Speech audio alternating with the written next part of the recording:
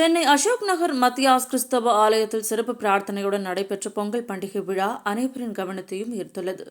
கலாச்சார அம்சங்களை போற்றும் வகையிலும் விவசாயிகளையும் தமிழர் பண்பாட்டையும் போற்றும் வகையில் மத்தியாஸ் ஆலயத்தில் ஆலய வாசலில் கோலமிட்டு தோரணங்கள், கலை நிகழ்ச்சிகள் என தமிழ் வழி பண்பாடு இசை கருவிகளுடன் கிறிஸ்தவ பாடல்களை பாடி திருச்சபை மக்கள் ஒன்று சேர்ந்து பொங்கல் வைத்து கொண்டாடினர். பாரம்பரிய உடைகள் அணிந்து பொங்கல் வைத்து திருப்பலி முடிந்த பின் சபையோர்கள் அனைவருக்கும் பொங்கல் பகிர்ந்தளிக்கப்பட்டது. அதன் பின்பு பாரம்பரிய கலைகளான ஒயிலாட்டம், பறையாட்டம், கழியலாட்டம், கைச்சிலம்பாட்டம், பொய்க்கால் குதிரை, கிராமிய கலை நிகழ்ச்சிகளான கும்மி அடித்தல், உரியடித்தல் விளையாட்டு என்று பல்வேறு விளையாட்டுப் போட்டிகள் நடத்தி மகிழ்ந்தனர். இவ்விழாவினை தலைமையேற்று நடத்திய ஆலயத்தின் பங்கு தந்தை தைனீஸ் செய்தியாளர்களுக்கு பேட்டியளித்தார். அப்போது அவர் கூறியது, இந்த பொங்கல் விழாவை வருடந்தோறும் நடத்தி வருவதாகவும் தமிழர்களின் பண்பாட்டையும் பாரம்பரியத்தையும் காக்க வேண்டியது ஒவ்வொருவரின் கடமை எனவும், மேலும் வளரும் தலைமுறைக்கு இதுபோன்ற நிகழ்ச்சியின் மூலம் தமிழர்களின் பாரம்பரியங்களை மறவாமல் இருக்க செய்ய முடியும் என்றும் கூறினார்.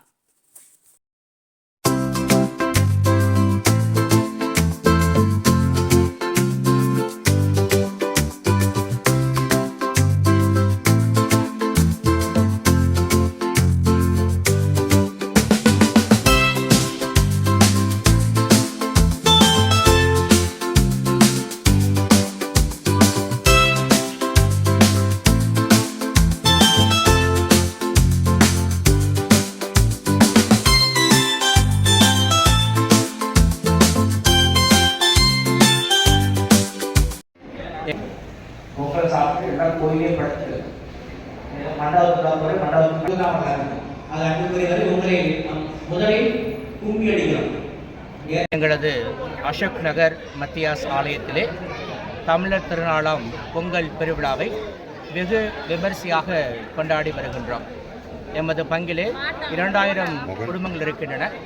நாங்கள் இந்த தமிழ் பண்பாட்டை மிகவும் போற்றும் விதத்தில் ஒவ்வொரு ஆண்டும் பொங்கல் நாளன்று சரியாக 5 மணிக்கெல்லாம் புதிய பானையில் பொங்கலிட்டு அதை இறைவனுக்கு காணிக்கையாக்கி திருப்பலி நிறைவேற்றி அதை நாங்கள் ஒவ்வொரு நாளும் பகிர்ந்து மகிழ்ச்சியாக சகோதர மனப்பான்மையோடு கொண்டாட வருகின்றோம்.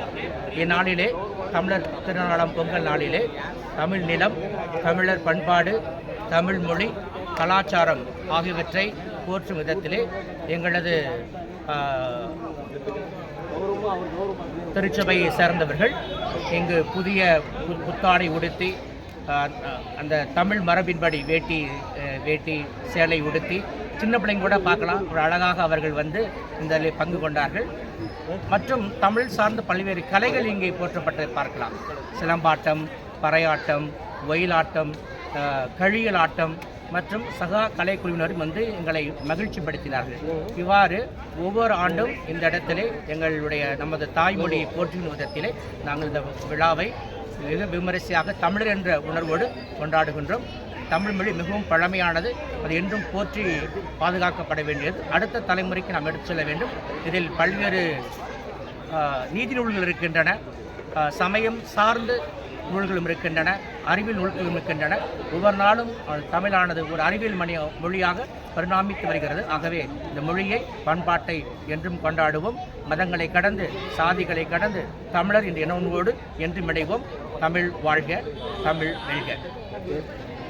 அருள் தந்தை தைனீஸ், பங்கு தந்தை, மத்தியாஸ் ஆலயம், அசோக் நகர், சென்னை.